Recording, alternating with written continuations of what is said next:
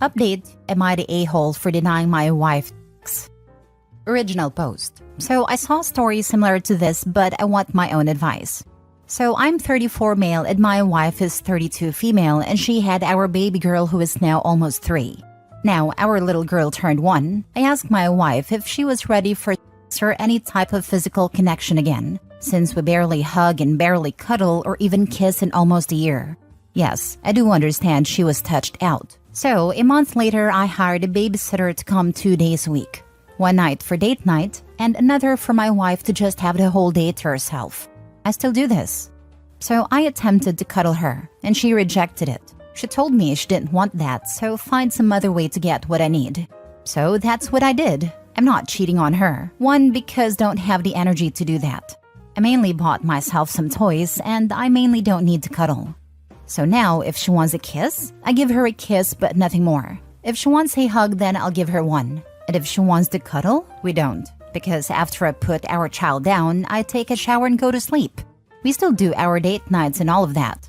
She attempted to have sex with me 2 weeks ago, and I asked her nicely if she could stop, as I wanted to get undressed and take a shower. Then she tried to join me in the shower, so I just got out of it and went to the guest room to shower and locked the door.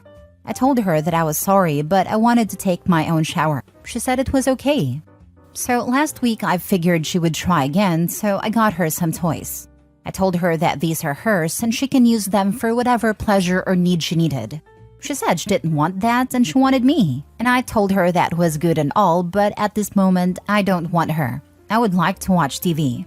So this week she decided to ask me what's going on and why I didn't want her. I told her that I would have to want her again. I said I'm not saying I don't find you attractive because I do, but I've been almost 4 years without you. So I've learned how to manage myself. For those wondering how is it 4 years, we didn't have sex her whole pregnancy as she didn't want it, which was fine, and my daughter turns 3 in 2 weeks. She asked if I was punishing her. I told her I wasn't. I don't have the energy to punish her. I said that I would work on it, but give me a few weeks to a few months, unless she just wanted me to have sex with her while thinking of something else. She said she would not like that, and I told her for now just use the toys I got her. So I went out with some friends, and one said I wasn't wrong as she has taught me how to live without her touch, and I just need to get used to it again. And one said to just do her and just think about something else, so that way she can have what she wants. Now, I know I'm going to get comments saying, well, how about you take care of a baby, since she's a stay-at-home mom? I can, and I did. She went to the hospital because she got COVID 2 weeks after our child was born, and so I had to take care of our baby alone for almost a month. And then she got it again 3 months later, so then I took care of our baby for 2 weeks. Then, every year for her birthday, I get her a 2-week-long vacation. People would ask, well, is childcare only on her? And I think I said it before, but when I get home, I usually take care of our child at night. So, am I the a-hole though? Now for the top comments before reading the update. Couples therapy like yesterday. If you don't do therapy, then just get divorced for Pete's sake. Too tired is not the right reason to not punish. This sounds like a grudge. 4 years of rejection? This guy could just be over it. It happens. He has new coping skills now. He should probably cut bait, but get therapy for himself so he doesn't go through life like that. I'm a mom, and operating on the assumption is telling is accurate, and I have to wonder what she expected. 4 years is a very long time. That bedroom isn't just dead, it's fossilized. Pregnancy plus almost 3 years old, almost 4 years without intimacy, not even cuddling. 4 years of OP's wife refusing him. Maybe OP wanted sex. Doesn't look like OP wants sex now. Therapy was needed 3 years ago. Now is the wife the one that should work hard, as she is the one that refused OP for almost 4 years. I reckon OP's wife just wants another baby. It will all grind to a halt again once she's conceived. Not the a-hole. The reason I'm going for this and not no a-holes here is because it's been 4 years. If it's been 4 years where you can't even give your partner or spouse a hug or a cuddle, then you can't expect to get what you want when you want after those 4 years. Might be a little biased because I had a conversation about this with my partner a couple of weeks ago. We have 3 kids. I understand being touched out, but I got some bad news recently and I couldn't even get a hug. She later told me that she just couldn't be bothered with a hug, so I just stopped being any type of physical with her. Being told you can't have a hug when you're crying by the person you love the most, and later being told it's because they couldn't be bothered, is soul-destroying. You can't ignore basic intimacy for years and expect things to be the same the moment you want that intimacy again. The damage is done. You have to put in the work. I'm not talking sex. Don't have sex if you don't want to have sex. That's absolutely fine. But if you're at the point you're denying your partner a cuddle or a hug for years, what are you expecting? Exactly this. I was married for 21 years, but we only had sex the first 5 years. He came back from Iraq, injured. He stopped holding my hand, stopped hugging or kissing me, stopped cuddling in bed, etc. He had stopped doing those things because he thought it would lead me to think I needed something he couldn't give me. He didn't want to make things harder for me than they already were. It devastated me. I told him I could live without sex, but not intimacy. I wasn't worried about what he couldn't do. I could take care of that need all by myself. I was worried about what he could still do that he wasn't.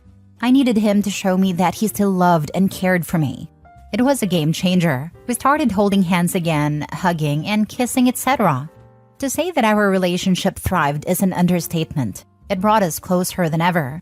He learned that I could be trusted beyond a shadow of a doubt, to never cheat on him and leave him for something that wasn't his fault. I learned that he could be trusted to listen to my concerns and take them seriously. A man that can do that is very sexy to me.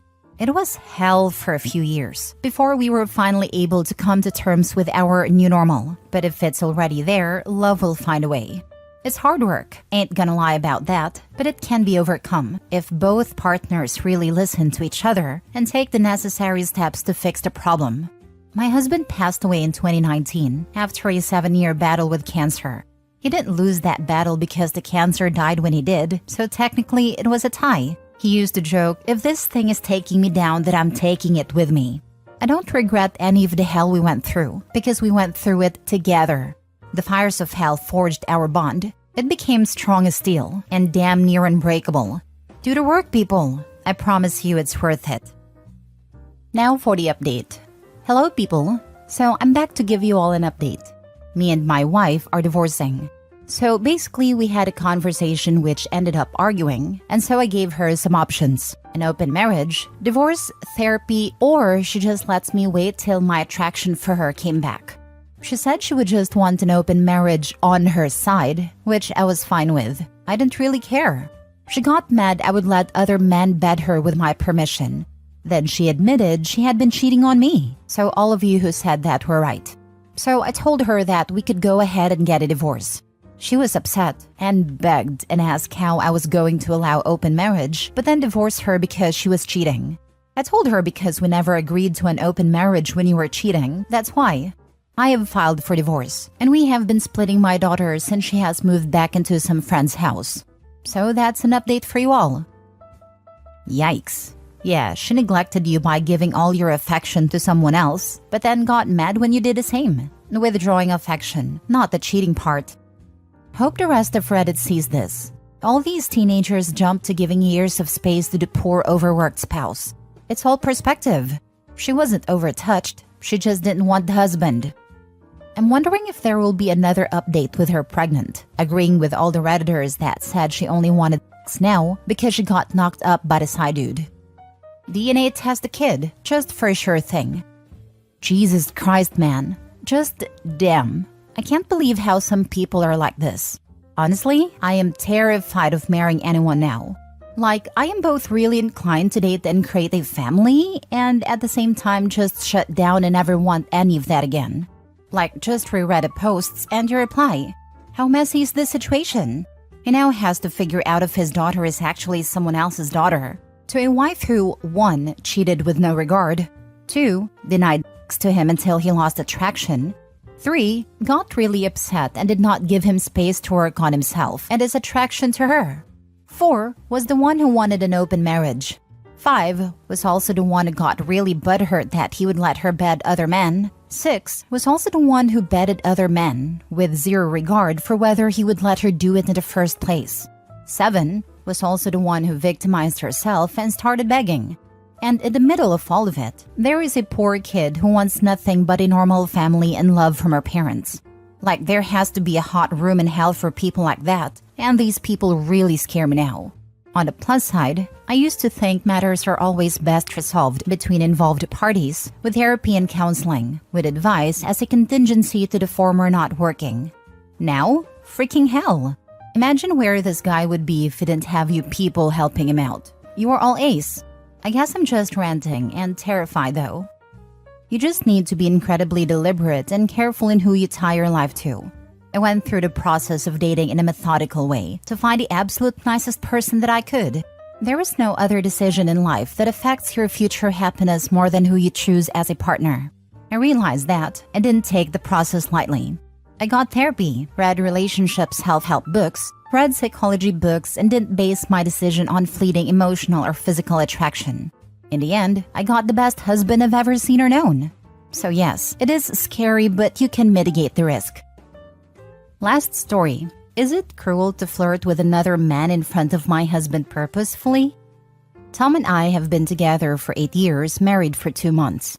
He is handsome, funny, quirky, and a wonderful conversationalist. Just perfect for me, really. We go dancing, jogging, visit galleries, and cook together. He is so sensual and loving. It's astounding, and there's never a dull moment with him. I'm fond of his mom, and he has welcomed my folks as his own family too. We rarely argue most of the time, except on one topic. Tom had a close friend who, on multiple occasions, he's described as his best friend. Let's call her Julia. Originally, Tom tried to ask her out years ago before he met me, but she turned him down. They bonded over work. They had back and forth that seemed impenetrable, as whenever I tried to join in, Julia would give me these droll blank stares. She was somewhat flirtatious with Tom, stroking his biceps when he flexed it, suggesting they should work out together. She also made somewhat insensitive comments that have really upset me. Whenever I tried to bring this up, Tom hand-waved it as banter, that I was overthinking, insisting that it was in good faith, but I was never so sure. I tried to chat to Julia one day when Tom left the room, and she just muttered, "I hate small talk," and started scrolling on her phone. Another time I was talking to her, she just muttered, throughout the entire conversation in a very bored tone, and demonstratively yawned. The final straw was when she escalated her behavior from immature jabs to a prank that was primarily done to humiliate me. It didn't physically hurt, but it was emotionally devastating in a way that caused so much hassle that me and Tom had to go to marriage counseling for it. He also more or less stopped talking to Julia because of it. At first, he was really defensive and kept claiming Julia's behavior is primarily just edginess that I'm misconstruing as having more sinister intentions. But the marriage counselor has pointed out that his repeated invalidation has weighed on our marriage, and its impact will take a while to be lifted, and that the primary way to heave that weight will be to trust my impressions if I believe that something is up. After a particularly heated counseling session, he was agreeing with a lot of the talking points our counselor was making, but he was still insistent that Julia had no feelings for him. I said that given her past behavior, it's very likely she holds some sort of torch for him regardless of whether she admits to it or not. He told me that I was reading too much into it, and I was absolutely livid. It was as though he learned nothing from our sessions. To put it across to him more aggressively, I waved over a stranger in fitness gear, complimenting his muscles. I asked him where he worked out, and when he answered, I told him we could meet up and work out together one day, with a wink. When he left, Tom was enraged and demanding that I explain myself. But I told him that the explanation was right there in my behavior. He was furious, understandably so, but it was the only way he could understand the severity of my pain, to experience it himself. He then shouted that what I did was specifically done to flirt, whereas Julia was likely not intending that at all. I called BS, stating that it's the exact same thing, regardless of intention. If I'm perfectly honest, it frustrates me that even to this point, he's still defending her months down the line. Am I being the a-hole here? Now for the top comments. Not the a-hole.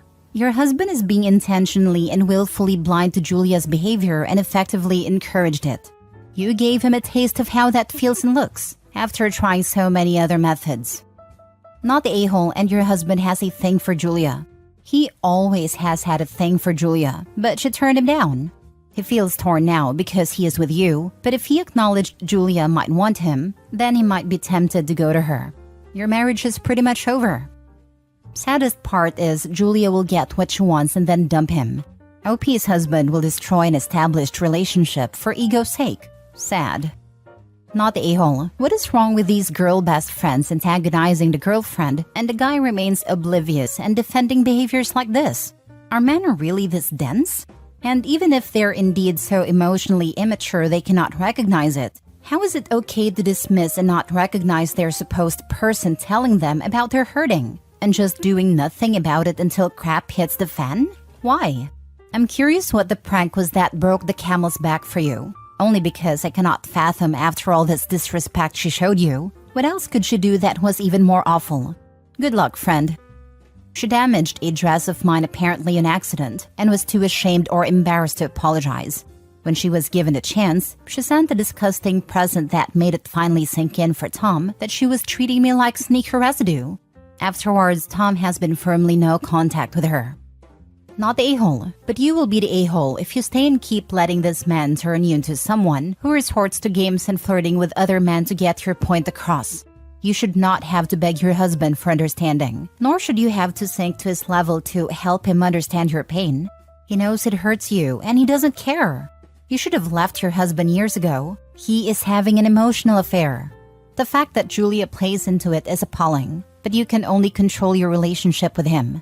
The longer you stay, the more it affirms to him that you will tolerate him letting his relationship with another woman destroy your marriage. Julia is no longer in the picture, luckily. She's went with a whimper rather than a bang, but the damage still lingers. You're absolutely right there. It's something we've discussed in counseling numerous times.